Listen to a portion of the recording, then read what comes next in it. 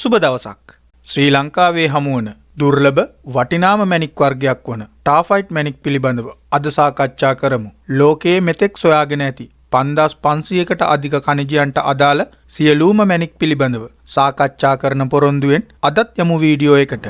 රැඳී සිටින්න අවසාන මිනිත්තුවතේ ටාෆයිට් මැණික් පිළිබඳව වටිනා කරුණු රාශියක් ඔබ වෙනුවෙන්මයි.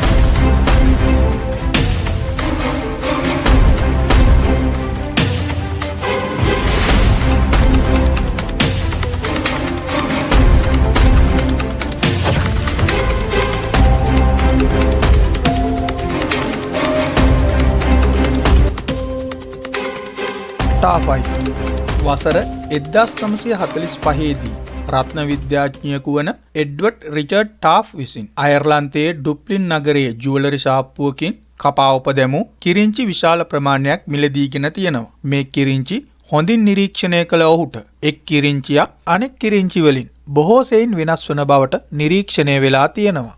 මේ පිළිබඳව වඩාත් උනන්දු වූ ඔහු 1945 ඔක්තෝබර් 1 වන දින ලන්ඩනයේ වාණිජ මණ්ඩලයේ රසායනාගාරයකට පරීක්ෂණ සඳහා යොමු කරලා තියෙනවා. ඒ පිළිබඳව අධ්‍යයනය සිදු කර ඇත්තේ B.W. ඇන්ඩර්සන් මහතා විසින්. ඔහු 1945 නොවැම්බර් 1 වන දින මේ පිළිබඳව පැහැදිලි වාර්තාවක් ඉදිරිපත් කිරීමෙන් පසු මේ මැණික් ගල කිරිංචි වලට බොහෝ සෙයින් වෙනස් වන මැණික් ගලක් බවට තහවුරු විය.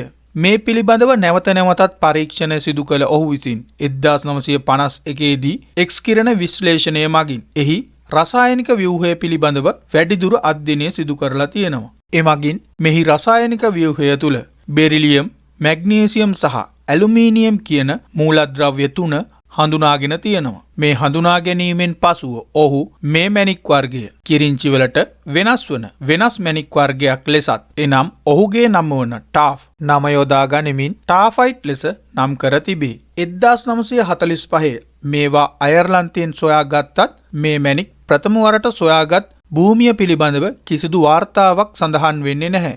නමුත් 1975 දී රුසියාවෙන් හමු වූ බවට වාර්තා වෙනවා. එතෙන් පටන් ශ්‍රී ලංකාව ඇතුළු ලෝකයේ විශාල රටවල් ප්‍රමාණයක මේවා හමුවන බවට වාර්තා වෙනවා. මෙහි විද්‍යාත්මක කරුණු සලකන විට ටාෆයිට් රසායනික ව්‍යුහයට අනුව බෙරිලියම්, මැග්නීසියම්, ඇලුමිනියම් ඔක්සයිඩ් ලෙස නම් කරනවා.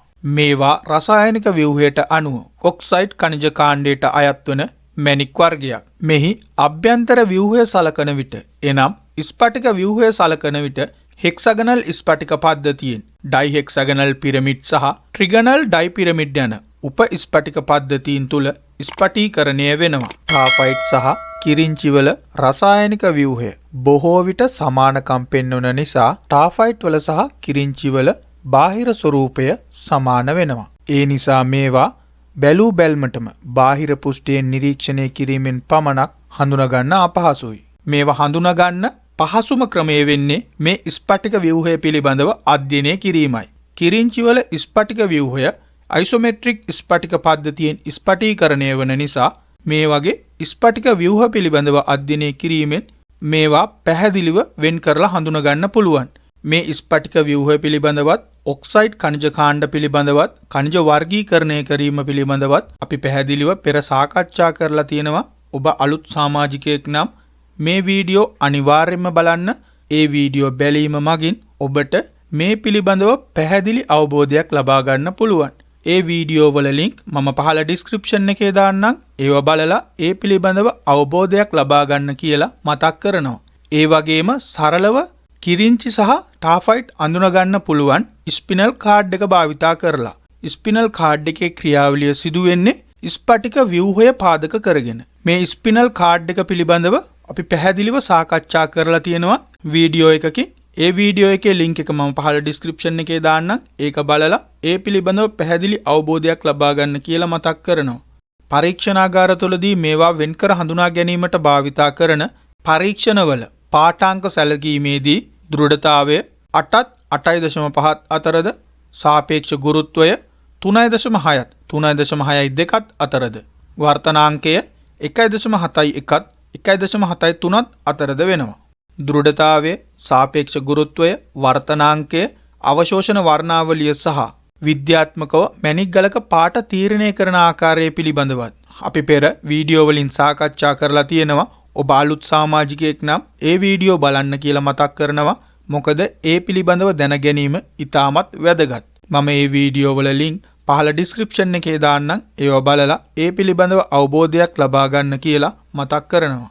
මේවා හමුවන රටවල් අතර ශ්‍රී ලංකාව, මියන්මාරය, චීනය, මැඩගස්කරය, ටන්සානියාව, රුසියාව, වියට්නාමය සහ පාකිස්තානය යන රටවල් ප්‍රධාන වෙනවා. ටාෆයිට් වල පාට සලකන විට ආවර්ණ අලු, දම්, රතු, ලාකොළ, රෝස, රෝසදම්, දුඹුරු සහ ලානිල් යන පාට වලින් ප්‍රධාන වශයෙන් හමු වෙනවා.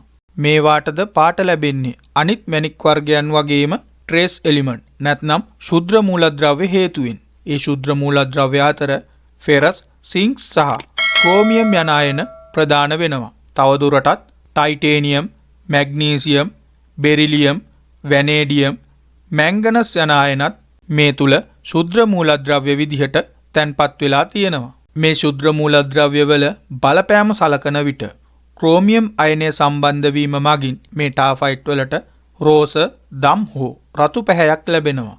ෆෙරස් අයනය ශුද්‍ර මූලද්‍රව්‍ය ලෙස තැන්පත් වීම හේතුවෙන් මේ ටාෆයිට් වලට දුඹුරු හෝ අලු පැහැයක් ලැබෙනවා. ටයිටේනියම් අයනය ශුද්‍ර මූලද්‍රව්‍ය ලෙස තැන්පත් වීම හේතුවෙන් ටාෆයිට් වලට නිල් හෝ දම් පැහැයක් ලැබෙනවා. මැග්නීසියම් හා බෙරිලියම් අයන ශුද්‍ර මූලද්‍රව්‍ය ලෙස තැන්පත් වූ විට මෙහි පැහැයට කිසිදු බලපෑමක් ඇති කරන්නේ නැහැ. වැනේඩියම් අයනය ශුද්‍ර මූලද්‍රව්‍ය ලෙස තැන්පත් වීමෙන් ටාෆයිට් වලට කොළ පැහැයක් ලැබෙනවා. මැංගනස් අයනය ශුද්‍ර මූලද්‍රව්‍ය ලෙස තැන්පත් වීමෙන් ටාෆයිට් වලට රතු හෝ රෝස පැහැයක් ලැබෙනවා. ක්‍රෝමියම් අයනයත් මැංගනස් අයනයත් ශුද්‍ර මූලද්‍රව්‍ය ලෙස ටාෆයිට් තුල තැන්පත් වීම හේතුවෙන් ටාෆයිට් වල වර්ණයට බලපෑම් ඇති කරන්නේ එකම ආකාරයකට. එනම් මේ ශුද්‍ර මූලද්‍රව්‍ය දෙක තැන්පත් වීම හේතුවෙන් රතු හෝ රෝස පැහැයක් ටාෆයිට් වලට ලැබෙනවා.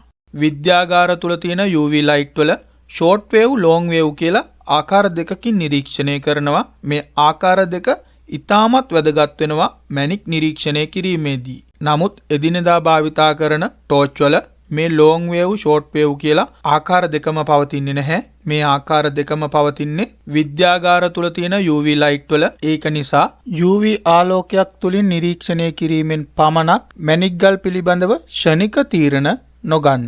මොකද සමහර UV ටෝච් වලින් ෆ්ලුවරසන් පෙන්වන මැණික් වෙනත් UV ටෝච් එකකින් පරීක්ෂා කරන විට ෆ්ලුවරසන් නොපෙන්වන්න පුළුවන්. ටාෆයිට් UV ආලෝකයක් තුලින් නිරීක්ෂණය කිරීමේදී ලැබෙන නිරීක්ෂණයන් සැලකීමේදී ෂෝට් වේව් නැත්නම් කෙටි තරංග UV ආලෝකයෙන් ඉතා සියුම්ම ෆ්ලුවරසන් පෙන්වන්න පුළුවන්.